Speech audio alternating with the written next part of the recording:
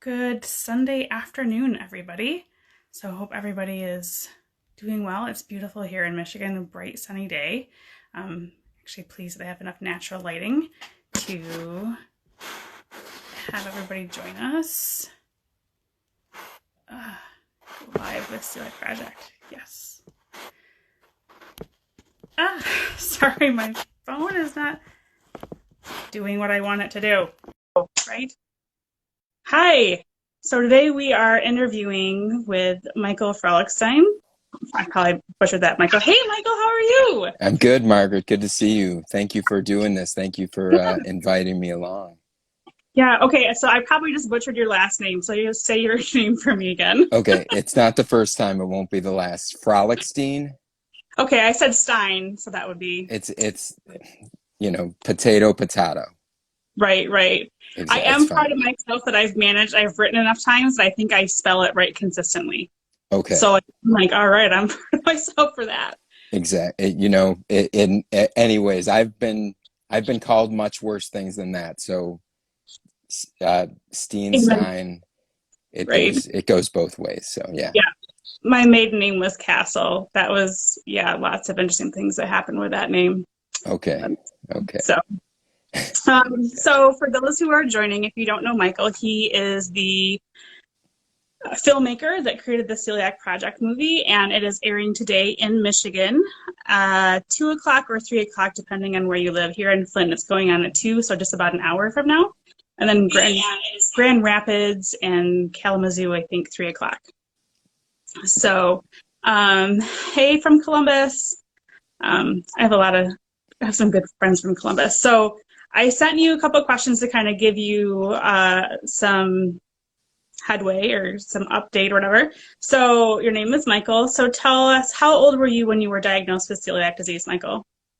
So, Margaret, I was 40 when I finally got diagnosed, but like I'm sure a lot of people who are maybe listening, I was sick from the time that I was in my teens and maybe even before that. And I had all sorts of different issues. I actually had epileptic seizures and things. So I was finally diagnosed at 40, but the time when I really remember starting to feel badly on with different things was like 13. So I waited many, many years to get diagnosed.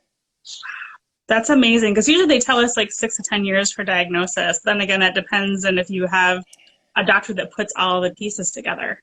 That is correct. I mean, once I finally found the right doctor, it was like a snap. She just actually listened to my life story, and I didn't even know she was testing me for celiac, doing the blood test. So it just for me, I just was I grew up, in the 60s and 70s, and there just wasn't any knowledge of it. And you do meet people who are diagnosed like in the 70s, but usually those are people who are really, really sick who, Right. so they keep sort of ruling other things out. So I was just sick enough, I think, on and off all through my life for it to get missed and not be in front of the right doctors. So yeah. So how many years has that been then? So now I have to do math on the spot. Like, so I guess at least 27 years Wow.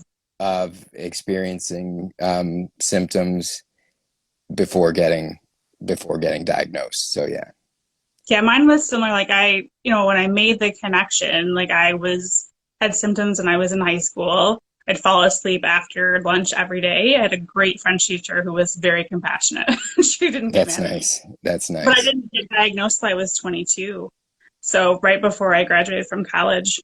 So what would you say is the best thing that's happened to you or the best thing since you've been diagnosed, other than feeling um so yeah, it's a long journey. So what's the best thing that's happened to you since you were diagnosed, Um, would you say?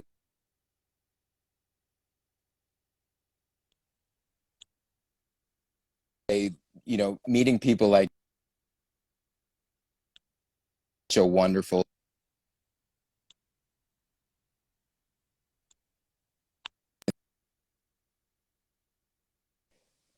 As I say, people like yourself and others, and it's nice to be part of this community because we all share this diagnosis, and it gives us like a shorthand.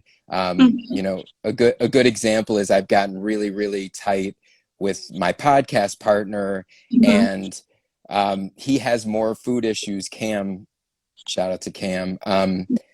And he has more food issues than me, and so he really eats mostly at home. He can't eat too much at my house even because he's got some issues with nuts and certain kinds of oils and stuff. But um, you know, it's so nice when you meet someone and you food is so central in our lives, and we sort of Mhm. bond over it. And you know that it's like Yeah. when you're traveling, it's hard to find a place. And so um, it's always nice, you know, getting together, being social with the people with celiac. The best thing is just the wonderful people that I've gotten to Mhm. know, because we do share so much. And I feel like even meeting you, you know, we've met a number of times in person. We immediately have a bond. We have a bond because we sort of chat online, but then when we meet, we share this sort of common bond of how we live and all of that. Mhm. And you kind of touched on how hard it is to eat out. Like, would you say that's the hardest thing? Like, what's the hardest thing since your diagnosis? The hardest thing is definitely being social. Um, you know, certain friends and family really get it, really understand. Right. Um, but then others, it's still awkward even after, you know, I've been diagnosed now 11 years, and it's really still hard in certain groups to Mhm. navigate. So that's probably the part I struggle with the most. So, talking about restaurants, and you, for those who don't know, you live in the Chicagoland area, which Right. I am wearing my Sweet Alleys t-shirt. You can't see the words today, Nice. but Love I've got my sweet Sweet alleys. Alleys t-shirts on, you know, in honor to Chicagoland. Yes. So for those who haven't been to Chicagoland, and I say Chicagoland for sure because that includes like we've met at Schaumburg I definitely include Schaumburg, and there's just Chicago Central is like small compared to like Chicagoland. So what's your favorite restaurant, would you say? That's such a hard question. So okay, I have sort of go-to restaurants, and I love, you know, we have like go-to bakeries, certainly like Sweet Alleys is so Right. nice to have. um so I'm sorry if I cheat and I give you more than one thing. So Okay. yeah, love Sweet Alleys. Love Wheat's End is another bakery that's actually That's, in Chicago. did And I tell you that the ladies that own that place have a vacation place in the Upper Peninsula? oh, nice, nice. So, No, and my husband's family is from the Upper Peninsula. So, like, we had like this whole bonding moment of like, hey, so it's kind of funny. that's great. Okay, yeah, they're wonderful. And then there's one called Deflowered. So those Yeah, are sort of the she's bakeries so we know nice. about. Yeah, they're great too. And each one of them does, you know, different things well. But Right. I would say what I tell people. So when I have someone visit who has celiac, we have our kind of go-to. My wife and I have like go-to date restaurants. Like we love Wildfire. The Let Us Entertain You restaurant group has been in Chicago for a long time. And if anybody's come to Chicago, I would highly recommend Wildfire. And they have a number of others. They have Big Bowl, which is Asian, and Mhm. stuff like that. They're always safe and always good. But there's this restaurant, DeLuciano's, which Mhm. is this Italian family. Have you been there, Margaret? Yes, I haven't went with Okay. Taylor. Okay, great. Yeah. So, yeah, with Taylor Miller. Yeah. Yeah, so it's a great place, as you know. That's where I celebrated my 50th birthday not too Hey, long ago. So happy birthday. for those of you who don't know, thank you. It was now, you know, over a year ago, but yeah, it was such a great it's such a great place to have a celebration. And it's this amazing family, Italian family, that started the restaurant, and slowly a bunch of their kids started. They have lots of kids, and I Mhm. think three or four got diagnosed. And the mother decided we're not just going Right. to serve some gluten-free stuff. We're going to build out a separate Right. gluten-free kitchen, which is amazing. So you go there and you feel like you're getting really authentic Italian Mhm. food. So if you're anyone out there who's going to be in Chicago, it's an experience, and it's, everything's made with love, and you get, like a chicken parmesan, and you're not missing anything. It tastes exactly, I would guess, the same as their gluten version. So that place I call that a destination restaurant. It's the first place I've ever had gluten-free cannoli. It was Yeah, so good. and it's My it's dog is now amazing. my dog is now coming in the room. She was Okay. barking downstairs, and we're giving up on the keeping the dog quiet. That's fine. That it'll make it feel more homey and everything. Right. So I want to touch base. So as I said, your documentary is showing today. What inspired you to do this documentary? And tell us a little bit more about what it's about. Yeah, so like I said earlier, I I was sick for most of my life, and those of you who waited a long time for a diagnosis, you go through a lot of emotions waiting and thinking, you know, that you're like going crazy at different times, and it's really Mm-hmm. stressful living.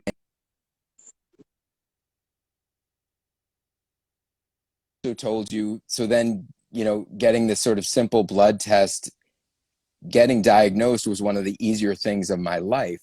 And I Right. thought, wow, that is a tragedy. And I I felt, within a week of diagnosis, I thought I want to really do something to raise awareness. We're in Celiac Awareness Month, so we're really happy that we were able to get the documentary out into the public television Mm-hmm. world during this month, and it'll be coming out for months to come, hopefully. But I just felt like I needed to do something. I felt like if I could touch one person's life, it might sound corny or whatever, but I really felt like I didn't want anybody else to go through the life that I had. And I felt like we live in a society where science and medicine have come so far Mm-hmm. as we sit here quarantined. Right. Obviously this is a strange time, but Right. I felt like celiac disease should be better understood,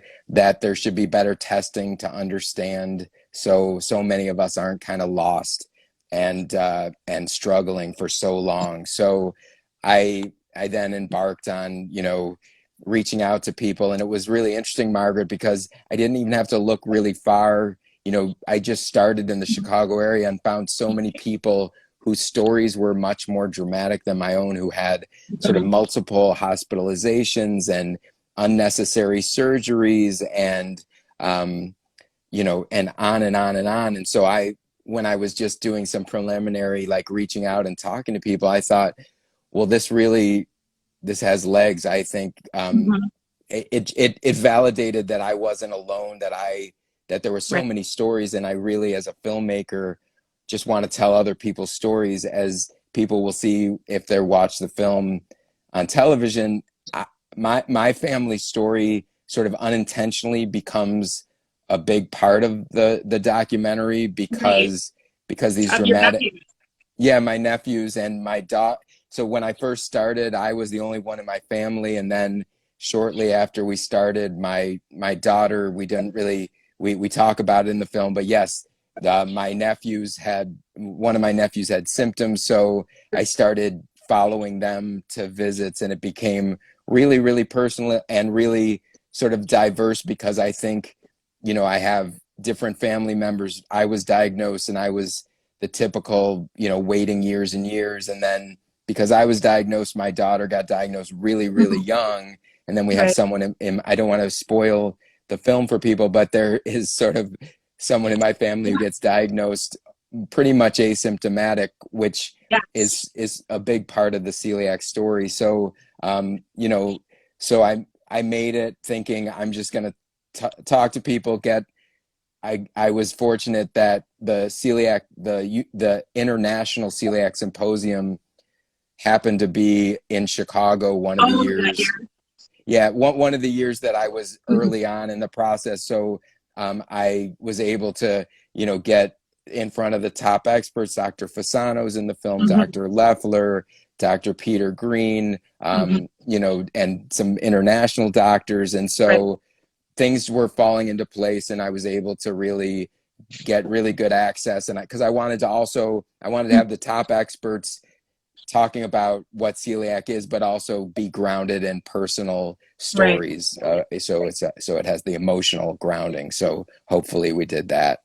You did, and I think especially the story of specifically your two nephews. And again, I won't say what happens, but in some ways, that story in itself, I think everybody in the world should see your video because of what happens in that scenario. So, by the way, hey Sarah. So Sarah, my friend Sarah Diamond just chimed in. So her daughter has celiac, and then Sarah had already gone gluten free, so didn't get tested, but her mom is diagnosed celiac as well. So in so many, when you have a family member that has it and you've gone gluten free for your family member, it's kind of like, well, you just kind of keep going. So Right, and live, right. live as if. Right. So And even hi Sarah, and I want to just add to that. It's that's my podcast partner Cam, that's his family's story because they all went gluten-free in solidarity of him, and mhm. all their health issues went away, and nobody, he was the typical thing where he kind of got, the phone message and here's a link. That's another thing that drives me nuts is that Jesus. Oh my people God. I know way too many people who get either the message on the answering machine or the email and here's like just go gluten free and you'll be fine, and that's another reason I wanted to make the film is that it's much more complicated than just going gluten free and you'll be fine. Yes. Yeah. Yeah. And follow up testing that's necessary. And like I've been telling my friends, like my primary doctor, like I have to fight to get my follow up labs done. I had a gastroenterologist, an amazing one, who was a great sick advocate, but he died a couple of years ago, and I haven't had that replaced. There's nobody in my county that's even close to as knowledgeable as him. So like I have to fight for myself to like, no, you need to test my vitamin levels and you need to test this. And she's like, okay, whatever. And I'm like, oh, I want to beat my head against, yeah, Just against a Google wall. it. Yeah. Right. Yeah, that's my Right. husband. Yeah. Right. Yeah. Yeah, No, I've heard that way too many times. That's just like, yeah, look it up on the internet and it all makes sense, and you'll yeah, feel better in a week, or and some people do, but most of us don't. Yeah, right. we've all heard those. Yeah. And it's interesting being able, like you talked about the celiac symposium. I've never been, but I've been to other conferences. There's one at sure in Columbus, the Nationwide Children's Hospital that I go to frequently, and it's nice to be able to hear research from them and to see like talk about like why it's so important for our kids to be tested early because they do heal quicker and we avoid some of those long-term issues. And when you get diagnosed as an adult, your digestive system has been so damaged, it takes so much longer to recover. So yeah, so you were Right. talking about Cam, how did the two of you meet?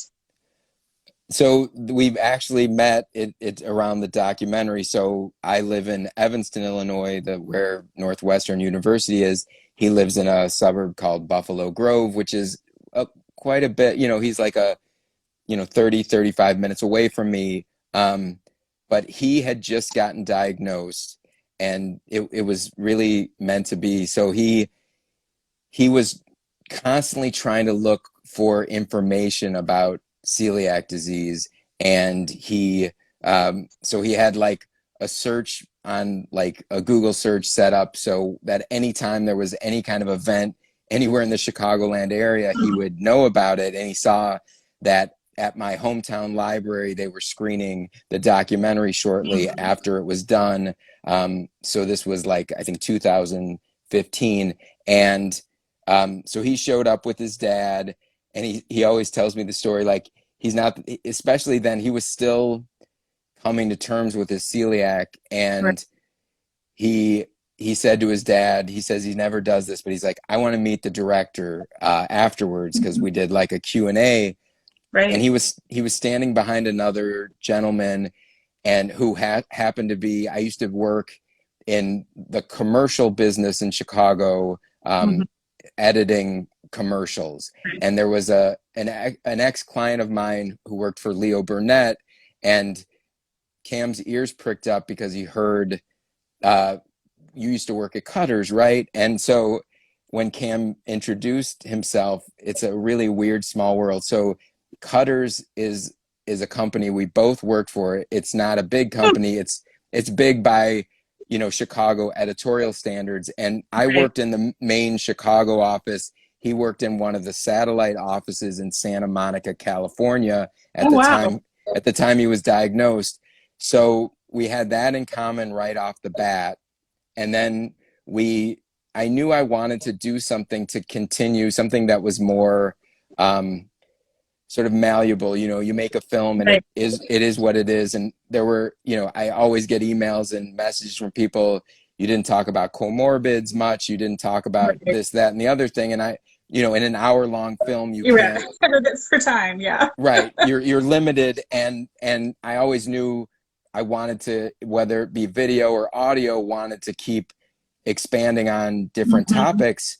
So Cam and I met at a Barnes and Noble in the area, and then we just started talking, and we realized we were just talking and talking, and we could go on and on about the gluten-free and celiac world. So he was more of a podcast fan at that point, Right. being more of a millennial than I am, not a millennial. So we thought, and we also thought it'll be cool because we didn't see, there are male perspectives out there, Right. but we thought it would be nice. I don't hear a lot of men talking about a lot of health issues. There are, as I say, there are plenty out there, but for the Yeah. celiac world, we wanted to be, we thought it was, we wanted to share that perspective. And so we thought, let's start it and see where it goes. And now we're, I think this week, the 220th episode, and you've been our guest on,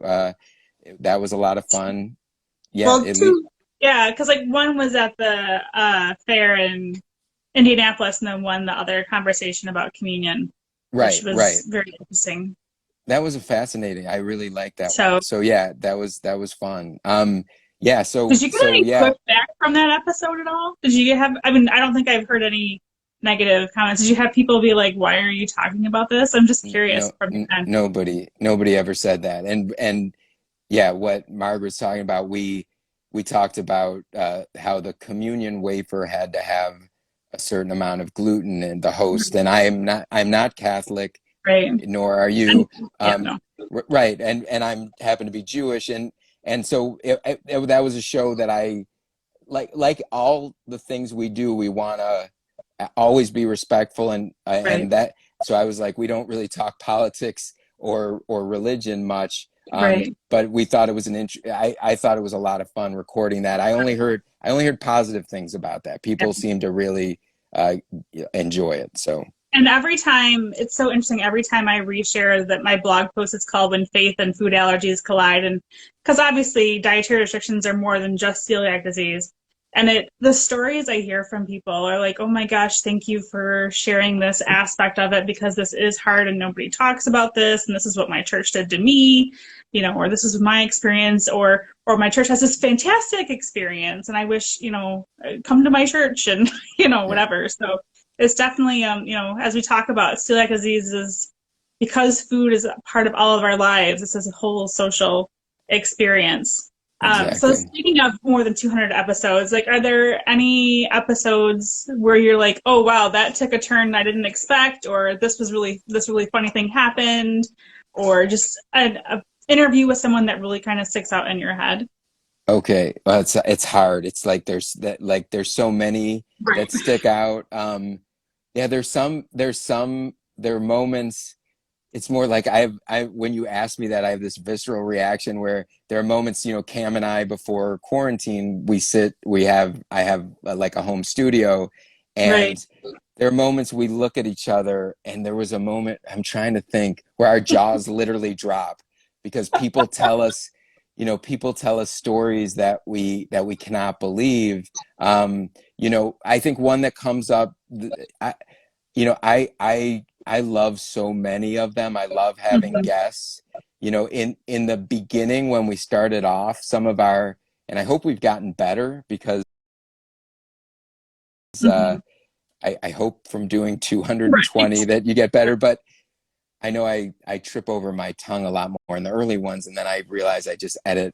I do edit them. They don't like come out live. So, but some of the early ones that I liked to do where, and it's, so we've been going like, 4 going on 5 years now. And in the beginning, I felt a lot of what our goal was like what you and the other bloggers do a lot is like calling out some of the injustice that you see, calling Right. out when, I recall this article by a gentleman who, I think it was in the New Yorker off the top of my head, and I don't want to throw the New Yorker, but it was Yeah. like, it was all about how pretentious people who eat gluten free. It was like, it was the, and it's really, it's easy to do, for me to do shows like that because, it's so black and white and I get fired up. And I used to think those are the shows that I liked recording the most. But as we've gone on, I really, really enjoyed the interviews that we have, because we try to mix it up right now because we're in quarantine and because we're Right. all dealing with the same crazy reality. It's not as much, it doesn't feel like a time to talk as much to Cam about recent studies and this and that in the celiac world, because we're all focused on COVID. We want to be more of an escape for people. But Right.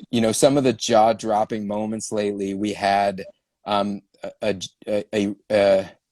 this great person, Trey, who does long distance hiking, and he was telling us like what he goes through. It's like it's sort of, to make an analogy with what we're going through with COVID. We're all like in this weird quarantine, and I can't imagine doing long distance hiking to begin with. But then he adds on that, when you're doing these are very planned out treks, and um, then he has to actually send food to himself or have his mom Right. send food to certain places, because he'll come out in a town and he won't know if there'll be any gluten-free food. And he's so that was fascinating to me, and just the amount that he hiked and just built his life around there. I think one of the things that Cam and I constantly see is how amazing so many people that we've talked to don't let the having celiac or gluten-free slow them down, or Right. sort of put any barriers on what they can accomplish. And some of the doctors we've talked to have blown my mind. Dr. Edwin Liu, who's at Denver Children's Hospital, has done these amazing studies on thinking that there might be a higher incidence of celiac disease. And he's done these studies that are showing we might be off with the numbers, which has always been a theory Wow. of Cam and I. So when we're constantly talking about our theories, and we're always anecdotal, and we always tell people check with doctors, we're not doctors. And then when we have doctors on that kind of sort of Confirmed. corroborates, yeah, Yeah. some of the stuff we're thinking, it feels so good. And another doctor, we've had so many great doctors on, but Dr. Maureen Leonard, who is at Mass General, who has celiac herself, and she's one of the doctors. She's traveled all over the world, and she hasn't let celiac slow her down. But they're doing the CD GEMS study, Yeah, that's what I was gonna say. Yeah. and I was gonna ask if that was her. Yeah. that's her. And we're planning to have her on again to kind of see where they're at. But that study, to me, and Dr. Fasano is her colleague, it's so amazing. And in a nutshell, they had people with celiac who had infants sign up, and they do Right. testing on different, on blood and actually on feces and stuff. And it sounds weird. And we were, she was saying how they send that in, but it's really amazing work. And just sort of observing even where we started when I was making the film, and seeing all these studies and all this great stuff that's going on is so amazing. And maybe I talked too. I don't want to keep. I could go on and on about all the Right. shows, but Well, anyways. but that's interesting though, because like, well, one, I don't know if Amanda's still watching Eat at Our Table. Her daughter, Amanda herself has celiac disease, and she had a newborn within the past year and a half. And so she's made sure that her child's been in that study. And because I've shared about it and others have shared about it, I know other followers of mine who have put their child in the study, and they talk about how I don't want to say easy, but I mean, the doctors have thought of everything, and so it's relatively simple to participate, and it, garners a lot of facts. And it's interesting you said it, like, like, oh, we always think we should do this. Like, I really think that the idea that we have right now that African Americans do not generally have celiac disease, I think is probably bupkis. And living in Michigan, I would love to see a doctor, maybe and U of M has a new celiac disease center. But like, I wish we could test every single person in Detroit and find out like what is the true prevalence of celiac disease. And I say Detroit because they have a very high percentage of African Americans. Oh, Amanda says that her child who took part in the study is 15 months old, and it was really simple, the GEM study. Right. But yeah, I would love to have a doctor that would come along and to do a study like that, because we know, like, I was falling asleep in class every day. If that was me, imagine little kids going through that, and that's going to affect their education. And people in Detroit in poverty already have so many things against them. I think it would be an excellent place to do a study like that. I think that's a great idea. That's when as you're saying that, I think also in the general population, I think testing is way too low, and Mm-hmm. something that didn't make in the film, but something that Dr. Fasano told us that I found so fascinating was that he was working with they had a relationship with just a general family practice Mm-hmm. doctor, that a group of doctors that just saw a wide range of people, Mm-hmm. and they sort of said, if you have anybody that you give everybody celiac testing, we're going to pick it up. We Right. just want to see, we're doing, it was sort of Prevalence. a study that they were doing, and the incidence was so high that all these doctors' minds were blown, Wow. and which always leads me to feel like the numbers are so low because, like you're saying, certain populations, African American population, aren't getting tested probably at the same rates. Um, and I mean, and I've had friends who are African Americans, and their doctors have told them flat out they can't have it. They like refuse to test them. I'm like, you're crazy. You're absolutely crazy. And we actually, in our support group that we used to have here in Flint, we had she's a doctor, but she's from Ethiopia and she has celiac disease. So I'm like, don't, I mean, yes, there is probably more prevalent in the Caucasian population, but we should never tell somebody based on their ethnicity they can't get a test, if they think their health is at risk. right, and it should be more available, and just also the simplicity and the cost of the test isn't so high. It's interesting, because it used to be the University of Chicago in our area. I think they're trying to work something with I'm Aware where they do at-home testing now. But once a year, my friends at Advocate Children's Hospital Right. have been doing it every year. And my daughter actually has been tested there, U of C twice and Advocate twice, and she's negative. My youngest is negative. My older daughter has it. But it's really an easy test, Mm-hmm. a test that is just it's still, there's still too many doctors in the dark. And another thing that many doctors that I've talked to over the years have said, I think Dr. Leffler also said this when we interviewed him, is that because there's so many symptoms, it's not Mm-hmm. just the distended belly, Right. GI problems. Since there's so many symptoms and it's neurological at times, bone issues,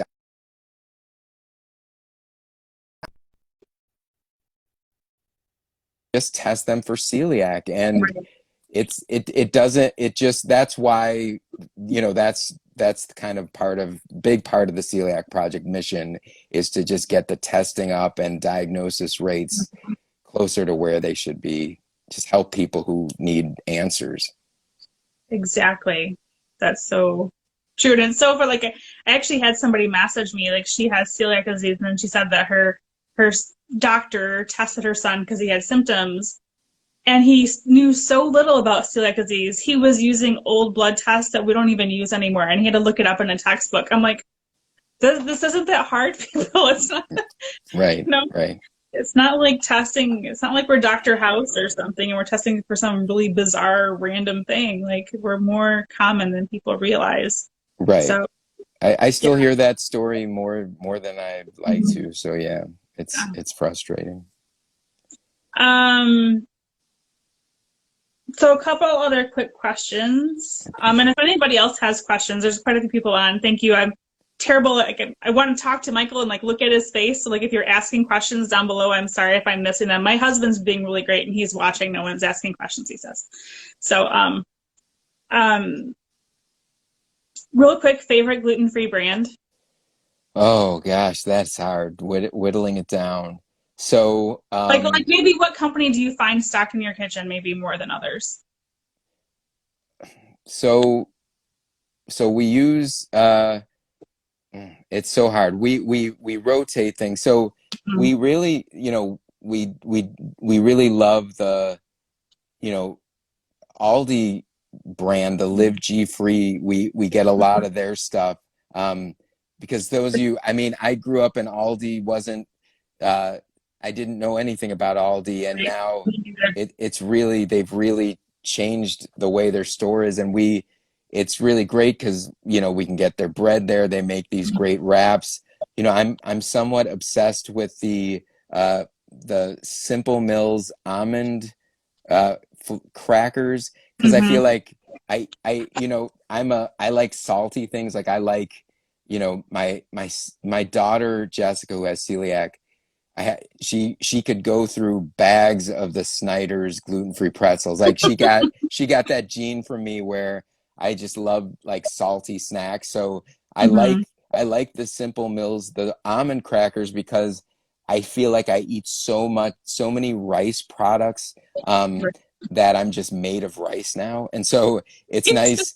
The cracker is a good vehicle for things like cheese and salami, and it's very nice. I think they're excellent crackers. I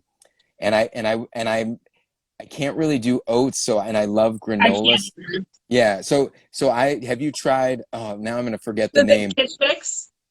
Which Out of one? Chicago. There's Kitch Fix. They're out of Chicago, aren't they? They're a Okay, grain-free company. okay. I It's like think I've had waffles. the one, the granola that I'm thinking of is it's I should have you can get it at Costco sometimes. And they also make bars. Anyways, if anyone's listening who and they make a maple version, which is like my Mhm. favorite thing. So, but yeah, and We have no I'm Costco in Flint. No oh Costco, no no. Trader Joe's, Oh, no lots of things. So, right, right. So there's like a lot of foods that have become like my comfort foods. hmm Like when so like tonight we might have, there's a Chicago company, Bona Beef, and hmm we talk a lot. Cam and his family were obsessed. Everybody in Chicago has their, if you're not a vegetarian, has their favorite beef place. Mine was called Mr. Beef, and people liked Al's, and Cam's family loved Portillo's, and you can't seem to like go to most of these places. There's a lot of cross contact. So Right. Cam's family will make their own. His dad is an amazing chef, Brian, and they'll like make their own Italian beef and their own bread. And we're not that bold. And I've eaten it, and it's unbelievable. Everything can't. My favorite gluten-free food is everything that Cam's dad makes. But so we take or tonight we're going to probably do the Bona beef that you can get in the frozen sections, and I think they hmm actually ship. So the Bona beef is marked gluten free, and then we use like the Char hamburger buns, hold up Right. really nice to the it, because there's the juice that you need, the juice, Yeah. right? hmm And then you get some nice jardiniere. That is what we like in Chicago, and I'm sure in Michigan too. And that to me is like Chicago comfort food. Besides for like, oh, and another product, and I know you work with them. We only, for our pizzas we only use chibi, and so a shout out to chibi, Yeah. because it's like like I've had friends of mine who are not gluten-free come over and eat that Right. pizza and say that's the best pizza I ever had. And Right. it's a really, simple The pizza mix, but it's great.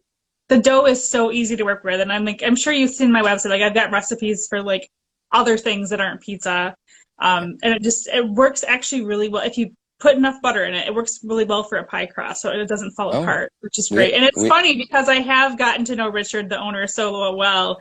Like when we do trade shows together, like we'll go out to dinner sometimes. I'm like, the more you get to know somebody, you're like, wow. Sometimes like they'll tell you personal stuff, like I things that you would never anticipate them telling you, and you're like, wow, like he is really a friend. And when my dad died, he sent me a really nice message. So I thought that was really cool of him. So yeah. Oh, they're very nice. They're a very nice company. I like, yeah. yeah. He's a nice guy. Yeah. Any other things that you'd like to tell us, or those are kind of the end of my questions, the things I was going to use to pick your brain. Okay.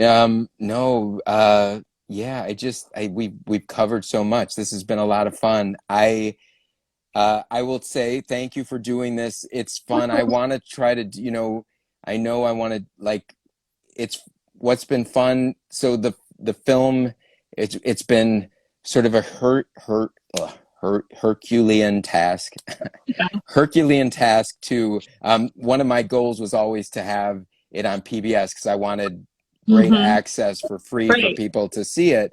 We're working on streaming options because I know a lot of people come on the Facebook page and they say, well, when is it going to be here and there? And I don't really control where it's going to be.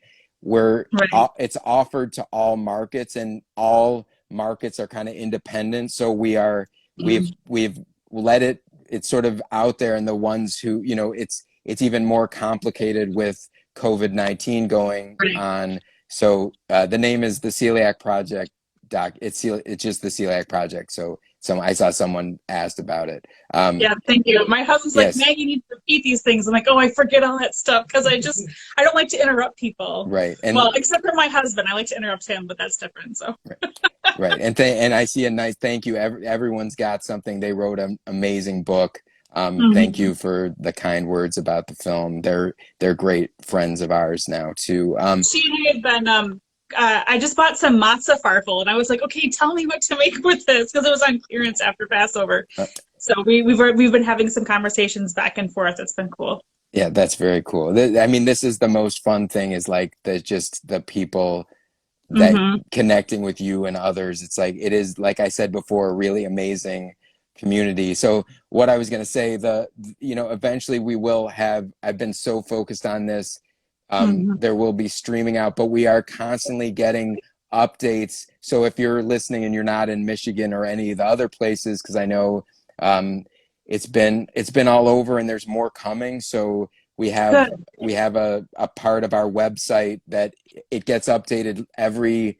It hasn't been updated yet today, but most Saturdays, my wife Ellen does that. We work together on that, so that is constantly updated. So um, hopefully we get into most markets, but it's just been a really fun process doing something like this. And hmm the first thing when the film comes out and when I saw it was in Flint, Michigan, I was like, Margaret's there. Like, this is great that you were so wanting to do something like this because it's going to be in Baltimore at the end of the month. So our friend Andrea Tucker at Baltimore Gluten Free, who's actually going to be on our next podcast, where we're gonna maybe do something similar to this. So it's just fun because I'm really just about the advocacy, trying to make the world a better place for those of us living with celiac or gluten intolerance, and hopefully we're making a dent in it. Love the work that you're doing, and this is just a lot of fun.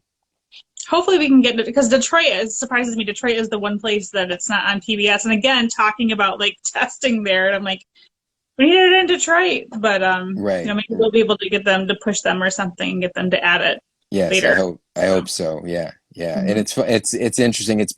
It's like there's been a lot going on in life right now, and just trying to Right. keep on. It was just in Portland, and I was meaning to do more shouting out in Portland and Eugene and all these things. So it's hard. We're doing our best to shout out, but doing something like this is so wonderful because hopefully a lot of people in a lot of different areas are seeing it. And I appreciate everybody's all the kind words that I get about the film and the podcast, and any comfort that we can give to people and support, especially during this insane time. I hope that we're giving people a distraction from some of the stress and also support in the way they're living with their celiac. Did you see what my husband? Well, it's everything. Everyone's got something, so like it'd be great if it could be in school health classes. My husband's a health teacher, actually. Right. He's like, actually, that is a good idea if we could show this in health classes. So Yeah, and it's been shown in hospitals for I have a right. very good friend who's a gastroenterologist who shows it to her. We have an agreement with her medical students, and another That's thing. great. Eventually, we'd love to do sort of modules to Mm-hmm. be distributed in some of the curriculum Mm-hmm. because once we had a showing at a hospital, and one of the like the head gastroenterologist watched it and said, this is so important for doctors to see, because Yes. I saw the human side of it, and I'm just used to people, Right. they do the scopes and everything, but to really see, that was my goal. How to live it Balance, out. yeah, balance the good medical information with the human side of it, and hopefully we've done that. And it's nice. I think it's important to see both sides of things. It is. I think, well, and so many times you get somebody like, we say, oh, Google it. Like, it's one thing to meet with a dietitian, like, oh, this is what you should and shouldn't eat. But I'm like, they don't, until you have to live it every day, you don't understand what it's like, and then Right. I will say I've been diagnosed, I was 22 and now I'm 41. So almost 20 years. It has gotten easier. And I kind of want to do that. The questions I asked you, especially the top ones, like I'm going to do an Instagram story thing and have people answer those and share them. And I want Oh, to that's cool. encourage people like that. It's not all awful, and there are positive things, and kind of encourage the positivity, because sometimes it does suck, but there are benefits, besides better health. But there's Right. we're in a cool club now. Yeah, So, yeah. And I always am an advocate for knowing what's wrong. So a lot of people, it's a personal thing when you get your diagnosis, and people go through different stages of things. right. And mostly I felt like, wow, this is the greatest thing, because I really Won't be at sick diff anymore. yeah, and I really thought I was going crazy, because I went to, acupuncturists and Mhm. herbalists, and I started going, just trying to find anything to get relief. And it's really nice to have an answer to what's going on. So I have yeah, a good friend that literally almost died. Like yeah, it literally almost died, and then they found it, and now she's fine. So yeah. she's awesome, actually. And So I know a handful of people with similar stories, and it's tragic that people, because then you realize